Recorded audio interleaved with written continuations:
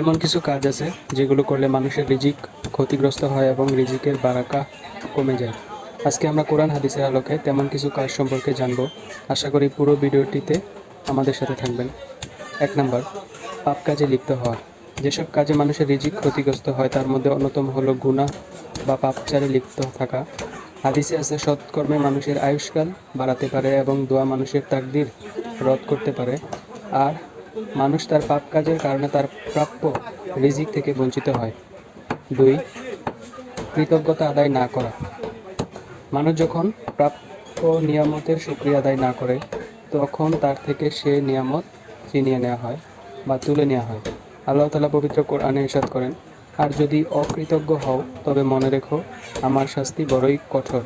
সূরা ইব্রাহিম আয়াত 7। 3, মিথ্যা কসম খাওয়া বা ধোঁকা দেওয়া। মিথ্যা কসম খাওয়া এবং মানুষকে ধোঁকা দিলে আয় উপার্জনের বরকত চলে যায়, আর বরকত যাওয়া মানে রিজিক ক্ষতিগ্রস্ত হয়।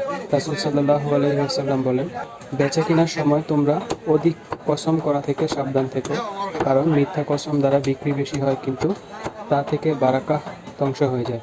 4, সুদের কারবার করা।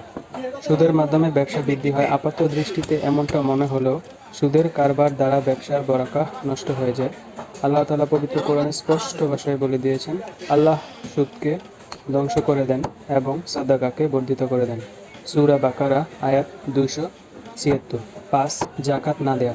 সঠিকভাবে জাকাতের বিধান আদায় না করলেও রিজিকের বারাকা উঠিয়ে নেওয়া হয়, এতে রিজিক ক্ষতিগ্রস্ত হয়।